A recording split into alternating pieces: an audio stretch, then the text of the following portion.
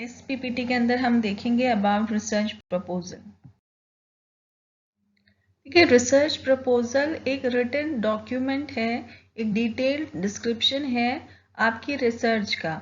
आप research start करने से पहले आपको कई बार फंड्स की ज़रूरत पड़ती है, एट द सेम टाइम अपने गाइड के अप्रूवल की ज़रूरत पड़ती है, क्योंकि अगर फंड्स का इन्वॉल्वमेंट है तो डेफिनेटली जो रिसर्च है वो वर्थ डूइंग होनी चाहिए। मतलब कोई ऐसा टॉपिक नहीं होना चाहिए कि जिस पे रिसर्च करने का कोई भी फ्रूटफुल रिजल्ट ना निकले। तो उसके लिए आपको एक डिटेल डिस्क्रिप्शन बनाना होता है कि आपकी रिसर्च रिपोर्ट किस तरीके की होगी। मतलब एक समरी सॉर्ट ऑफ आपके रिसर्च की होगी, ताकि जो भी आपका गाइड है या कि आपका फंड गिविंग कोई भी कमिटी है उसको समझ आ पाए कि ओके ये रिसर्च कुछ रिजल्ट्स हमें दे सकती है और उस पर फंड्स इन्वेस्ट करना इज फ्रूटफुल। तो उसके लिए आप एक समरी तैयार करते हैं जिसको आप रिसर्च प्रपोजल या फिर सिनॉप्सिस भी बोलते हैं। क्या हो सकती है रिसर्च प्रपोजल की? इससे एग्जामिन किया जा सकता है, यानी कि जो भी पर्सन गाइड कर रहा है या फिर फंड दे रहा है वो एग्जामिन कर सकता है कि रिसर्चर का इंटेंशन क्या है रिसर्च करने के पीछे। एट द सेम टाइम ये एक तरीके कॉन्ट्रैक्ट का भी काम कर सकता है आपकी रिसर्च के लिए। आपने प्रपोजल सबमिट किया, वो एक्सेप्ट हो गया, फंड्स रिलीज हो गए, तो जो आपने डॉक्यूमेंट सबमिट किया यानी कि जो प्रपोजल सबमिट किया वो एक तरीके से कॉन्ट्रैक्ट का काम कर सकता है। देन क्या होगा, कोई जो आपकी रिसर्च मेथडोलॉजी है, जो भी आपने टूल्स टेक्निक्स यूज किए हैं अपनी रिसर्च के अंदर, उनके एक ब्रीफ ओवरव्यू के लिए रिसर्च प्रपोजल इंपॉर्टेंट है। रिसर्च प्रपोजल के बेसिस पे आपको फंड्स मिलते हैं। आप क्रिटिकली रिव्यू कर सकते हैं, इवेलुएट कर सकते हैं अपने करंट रिसर्च प्रोग्राम को। आप अपने को एट द सेम टाइम दूसरों को कन्विंस कर सकते हैं कि आपका जो रिसर्च है वो वर्थ डूइंग है। Keep you focused on your research programme. आप फोकस्ड रहते हैं। जब एक समरी आपके पास है तो आप उन बाउंड्रीज के अंदर रहकर ही रिसर्च को इम्प्लीमेंट करेंगे। Then develop novel ideas during writing proposal. Novel ideas मतलब न्यू आइडियाज, इनोवेटिव आइडियाज। जब आप रिसर्च प्रपोजल लिख रहे हैं तो उस टाइम पे आपके माइंड में कुछ इनोवेटिव आइडियाज आ सकते हैं अबाउट योर रिसर्च। रिलेशनशिप क्या है रिसर्च प्रपोजल का रिसर्च के साथ? रिसर्च प्रपोजल एक तरीके का प्लान है, यानी कि प्लान क्या होगा कि आप किस डायरेक्शन में बढ़ने वाले हैं, किस तरीके से अपने रिसर्च के आइडिया को एंड तक ले जाएंगे, वो पूरा जो आपने एक्शन प्लान तैयार किया है वो रिसर्च प्रपोजल होगा। एंड रिसर्च ऑब्वियसली एक एक्शन है, जो भी आपने प्लानिंग की है उसको इम्प्लीमेंटेशन, उसको एक्शन में लाना, दैट इज योर रिसर्च। अब क्या है, रिसर्च प्रपोजल कंपलसरी है। आप कोई भी रिसर्च कर रहे हैं उसको अप्रूव करवाने के लिए रिसर्च प्रपोजल या सिनॉप्सिस इंपॉर्टेंट है, कंपलसरी है। रिसर्च प्रपोजल एक शेड्यूल है और एक रिसर्च क्या है, एक एक्टिविटी। शेड्यूल यानी कि एक तरीके का प्लान, मतलब स्टेप बाय स्टेप जो प्रोसीजर है वो आपका शेड्यूल होगा। Research proposal is a mirror of research. Obviously, it is true. Research proposal is a blueprint of research. Blueprint यानी कि एक रफ आइडिया, एक तरीके का प्लान जो आप रिसर्च करने वाले हैं उसका रफ आइडिया जो आप तैयार कर लेते हैं वो आपका रिसर्च प्रपोजल है। Research proposal can serve as a document of contract for the project. आपकी रिसर्च के लिए एक कॉन्ट्रैक्ट का काम करेगा आपका रिसर्च। दो मेजर टाइप्स हैं रिसर्च प्रपोजल्स के, internal research proposal and external research proposal, जिनमें फर्दर टाइप्स हैं। Internal research proposal has academic research proposals and non academic research proposals, and external research proposals have solicited research proposal and unsolicited research proposal. देखिए, internal research proposal क्या है, जो अपने personal use के लिए use करी जा रही हैं, बनाए जा रहे हैं। Academic and non academic. Academic research proposals वो हैं जो किसी डिग्री के लिए, ठीक है, कोई स्टूडेंट है, कोई स्कॉलर है, उसको किसी प्रोग्राम की डिग्री चाहिए, उसके लिए वो रिसर्च प्रपोजल तैयार कर रहा है अपने सुपरवाइजर को या गाइड को या एकेडमिक कमिटी को सबमिट कर रहा है वो रिसर्च प्रपोजल, ताकि उसकी जो रिसर्च है उसको अप्रूवल मिल पाए और वो रिसर्च कंप्लीट कर ले और उसको एक डिग्री मिल जाए। तो एकेडमिक रिसर्च प्रपोजल जो है वो किसी थीसिस लिखने के लिए, मतलब एकेडमिक पर्पज से जो थीसिस लिखी जाती हैं किसी डिग्री के लिए, वो एकेडमिक रिसर्च रिपोर्ट कहलाती हैं। नॉन एकेडमिक क्या है, जो इसमें कोई डिग्री का इंटेंशन नहीं है, मतलब एकेडमिक पर्पज से आप नहीं लिख रहे हैं, कोई आपको डिग्री किसी कोर्स की डिग्री नहीं चाहिए, उसके अलावा जिन कामों के लिए कर रहे हैं वो नॉन एकेडमिक कहलाएगा।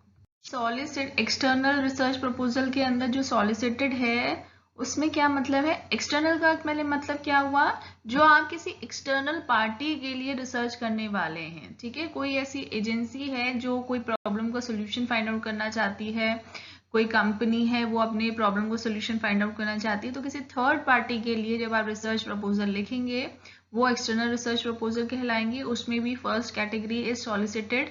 सॉलिसिटेड का मतलब क्या है, वो रिसर्च प्रपोजल्स जो लिखे जाते हैं किसके रिस्पॉन्स में, रिक्वेस्ट फॉर प्रपोजल्स, ठीक है। कुछ फंडिंग एजेंसीज होती हैं, मतलब कुछ कंपनीज ऐसी हैं जिन्हें किसी प्रॉब्लम का सोल्यूशन चाहिए, तो वो एक रिक्वेस्ट फॉर प्रपोजल्स निकालती हैं, यानी कि उन्हें उस प्रॉब्लम से रिलेटेड रिसर्च करवानी है, तो ऑब्वियसली वो इनवाइट करती हैं डिफरेंट रिसर्च प्रपोजल्स को, ताकि वो उन्हें एनालाइज करके कुछ बेस्ट वन को सिलेक्ट करें और उसको फंड रेज करें ताकि उनके प्रॉब्लम का सॉल्यूशन फाइंड आउट हो जाए, ठीक है। तो जो इंटरेस्टेड इन्वेस्टिगेटर्स होते हैं जो उस रिक्वेस्ट फॉर प्रपोजल के अगेंस्ट रिसर्च प्रपोजल भेजते हैं, किस फॉर्म में, एक कॉन्सेप्ट भेजते हैं, एक ब्लूप्रिंट भेजते हैं, एक आउटलाइन भेजते हैं अपने propose solution to the problem का, ठीक है। अगर जो फंडिंग एजेंसी है वो इंटरेस्टेड होगी तो वो इन्वेस्टिगेटर को बोलेगी कि आप फुल प्रपोजल भेजिए एंड देन उसको फंड रेज करेगी। रिसर्च प्रपोजल की जो सेकंड कैटेगरी है अनसॉलिसिटेड, इसमें क्या है, जो इन्वेस्टिगेटर है वो एक जनरल कॉल पे, जो फंडिंग एजेंसी है उसके जनरल कॉल पे अपना रिसर्च प्रपोजल सबमिट करेगा। मतलब यहाँ पर कोई प्रॉब्लम स्पेसिफाइड नहीं है, कोई पर्टिकुलर क्वेश्चन स्पेसिफाइड नहीं है जिसका आपको आंसर ढूंढना है, या कोई प्रॉब्लम नहीं है जिसका आपको सोल्यूशन ढूंढना है। पर्टिकुलर एरिया पे इनवाइट किए जाते हैं रिसर्च प्रपोजल्स और उनपे एक सॉर्ट आप ये मान सकते हैं एक तरीके की एक्सप्लोरेटरी रिसर्च के लिए इस तरीके के कॉल्स होते हैं फंडिंग एजेंसी से, और जिसके अगेंस्ट जो भी इन्वेस्टिगेटर है, इंटरेस्टेड इन्वेस्टिगेटर है, वो अपना रिसर्च प्रपोजल सबमिट करता है। कंपोनेंट्स रिसर्च प्रपोजल के अंदर क्या क्या होंगे, फर्स्ट वन इज टाइटल, जो कि प्रिसाइज एंड एक्यूरेट होना चाहिए, यानी कि to the point, unambiguous, confusing नहीं होना चाहिए। Avoid extremely long titles, long titles को आपको अवॉइड करना है। Short, concise, to the point, unambiguous आपके टाइटल्स होने चाहिए। सेकेंड जो कंपोनेंट है रिसर्च प्रपोजल का वो इंट्रोडक्शन होगा। इंट्रोडक्शन क्या होगा, एक तरीके का बेस तैयार करेगा आपके रिसर्च प्रपोजल का, आपके रिसर्च के टॉपिक का एक इंटरेस्ट डेवलप करेगा, ताकि वो जो रीडर है, यानी कि जो भी फंडिंग एजेंसी है या आपका सुपरवाइजर है, उसका इंटरेस्ट डेवलप हो towards your topic, and it will explain the importance and relevance of the topic, वो आपकी टॉपिक की इम्पोर्टेंस और रिलेवेंस दिखाएगा। Justifies the choice of the topic, ठीक है, जस्टिफाई करेगा आपकी चॉइस को कि आपने ये पर्टिकुलर टॉपिक ही क्यों सेलेक्ट किया for the research. Then research question and hypothesis, यहाँ पर क्या है, जो आपकी रिसर्च से रिलेटेड हाइपोथेसिस है या क्वेश्चन है जिसके बेसिस पे आप अपनी रिसर्च को आगे बढ़ाएंगे, वो भी मेंशन्ड होंगे। Then statement of the problem, आपकी जो रिसर्च है उसका प्रॉब्लम स्टेटमेंट, यानी कि जो रिसर्च प्रॉब्लम हम लोग पहले पढ़ चुके हैं उसका स्टेटमेंट भी यहाँ पर मेंशन होगा। रिसर्च प्रॉब्लम का मतलब क्या होता है, एक बड़े एरिया में से आपको टू द पॉइंट ऐसी प्रॉब्लम निकालनी है जिससे रिलेटेड ऑब्वियसली आपके पास डेटा की अवेलेबिलिटी भी हो और उसका कुछ स्पेसिफिक रिजल्ट भी निकल कर आए, कुछ सोल्यूशन भी निकल कर आए। तो एक बड़े एरिया में से एक स्पेसिफिक प्रॉब्लम को फाइंड आउट करना जिससे रिलेटेड वेरिएबल्स भी हो आपके पास और डेटा भी हो, that is your research problem और उसका स्टेटमेंट आपको मेंशन करना होगा अपने रिसर्च प्रपोजल के अंदर। Next is literature review. देखिए लिटरेचर रिव्यू आपकी रिसर्च का ऑथेंटिकेशन शो करता है, डुप्लीकेशन से प्रिवेंट करता है आपकी रिसर्च को। आपके रिसर्च प्रॉब्लम से रिलेटेड, रिसर्च एरिया से रिलेटेड पहले भी कई रिसर्च होंगी, एग्जिस्टिंग रिसर्च होंगी, तो उनकी आपको ब्रीफ समरी देनी होती है जो अदर रिसर्च के रिजल्ट्स की हैं, ताकि एक डुप्लीकेशन से प्रिवेंशन मिल पाए। कहीं ऐसा ना हो कि जो रिसर्च जो जिस डायरेक्शन में वो रिसर्चेस गई हैं उसी डायरेक्शन को आप ओवरलैप करें, तो उससे कोई भी फायदा नहीं है। जो ऑलरेडी जिन चीज़ों का सोल्यूशन है हम दोबारा उनको निकालेंगे, उसका कोई भी सोल्यूशन नहीं है, कोई फायदा नहीं है। तो उन्हीं चीज़ों से बचने के लिए आपको लिटरेचर रिव्यू देना होता है, यानी कि जो आपकी रिसर्च से रिलेटेड पहले रिसर्च हो चुकी है उनका एक ब्रीफ ओवरव्यू देना होता है, एक समरी सॉर्ट ऑफ देनी होती है आपको। अब रिसर्च प्रपोजल के अंदर आपको हाइपोथेसिस भी मेंशन करनी होती है। हाइपोथेसिस मैंने आपको क्या बताया था, tentative assumption about the solution. आप क्या अज्यूम कर रहे हैं कि आपके रिसर्च का सॉल्यूशन आ सकता है, वो आपकी नल हाइपोथेसिस है, और उसी के अगेंस्ट आपको ऑल्टरनेट हाइपोथेसिस भी मेंशन करनी होती है। ठीक है, इसको बिलीवेबल बनाने के लिए आपको कुछ फिगर्स, डायग्राम्स यूज करने पड़ेंगे, ताकि जो आपका आइडिया है, जो मॉडल है, वो थोड़ा बिलीवेबल लगे। State your hypothesis clearly in the abstract. देखिए एब्स्ट्रैक्ट क्या है, एक तरीके की समरी होती है आपकी जो रिपोर्ट की है, उसमें आपकी हाइपोथेसिस को क्लियरली मेंशन करने की जरूरत है। अब है आपका ऑब्जेक्टिव। आपका ऑब्जेक्टिव भी मेंशन करना बहुत ज़रूरी है कि क्या क्या आप चीज़ें फाइंड आउट करना चाह रहे हैं, क्या क्या आपके आउटकम्स के लिए आप अपनी रिसर्च कंडक्ट करना चाहते हैं, क्या इंटेंशन है आपका रिसर्च के पीछे, तो वो पॉइंट वाइज मेंशन करना ज़रूरी है।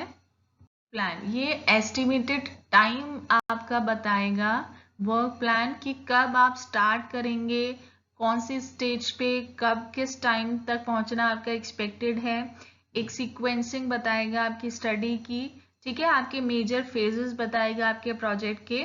तो वो सारी चीज़ें वर्क प्लान के अंदर आएंगी, ताकि पता लग पाए कि आपकी रिसर्च रिपोर्ट कब स्टार्ट हो सकती है और कितने टाइम तक चलेगी और कब उसका सोल्यूशन एक्सपेक्टेड होगा।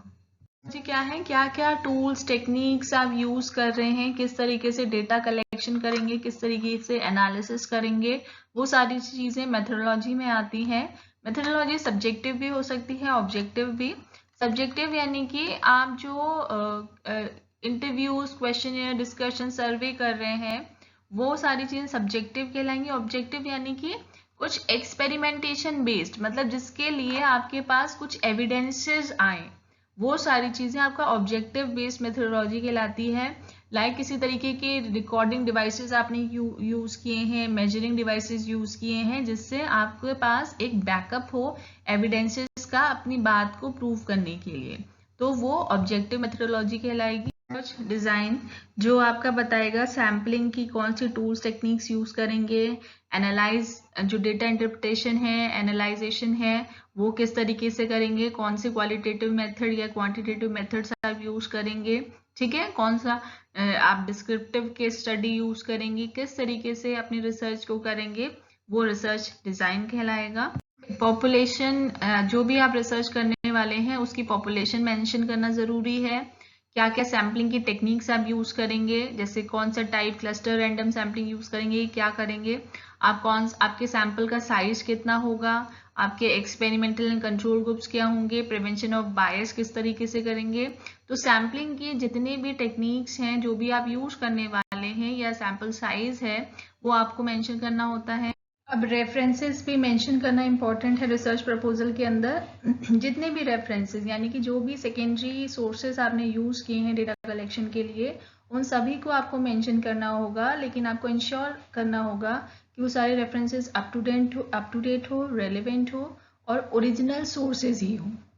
कॉमन एरर्स हैं जो प्रपोजल राइटिंग के टाइम पे कोई भी रिसर्चर करता है, जिनको अवॉइड करना ज़रूरी है, ठीक है। मतलब जैसे कि फर्स्ट वन यहाँ पे मेंशन है कि माइनर इश्यूज पे डिटेलिंग और जो मेजर इश्यूज हैं उनको उतना डिटेल ना किया गया हो। आपको स्पेसिफाई करना है, आपको डिटरमाइन करना है कि कौन से आपके मेजर इश्यूज हैं और कौन से माइनर इश्यूज हैं। ठीक है, तो माइनर इश्यूज की उतनी डिटेलिंग रिक्वायर्ड नहीं है क्योंकि आपका रिसर्च प्रपोजल बहुत ज़्यादा लेंदी नहीं हो सकता।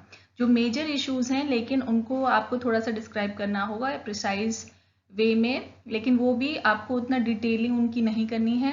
To many citation lapses and incorrect references, ज़्यादा साइटेशन यानी कि ज़्यादा रेफरेंसेस जो उनकी ओवरलैपिंग हो गई हो, कई बार आप रेफर कर रहे हो, वो अवॉइड करना है। स्लॉपी राइटिंग यानी कि जो बैड राइटिंग है उसे अवॉइड करना है। Failure to state all of the basic assumptions that are relevant to the study, आपको जितने भी अजम्पशंस हैं रिलेटेड टू द स्टडी उनको मेंशन करना ज़रूरी होता है। अगर आप फेल होते हैं किसी तरीके से उनको मेंशन करने में तो ये एक एरर क्रिएट करता है। कंसर्न्स इररिलेवेंट अजम्पशंस, जितने भी इररिलेवेंट अजम्पशंस हैं उनको अवॉइड करना है और कोई भी ऐसे अजम्पशंस आपको मेंशन नहीं करने हैं जिनको प्रूव करने के लिए आपके पास लॉजिक या कोई एम्पेरिकल एविडेंसेस ना हो।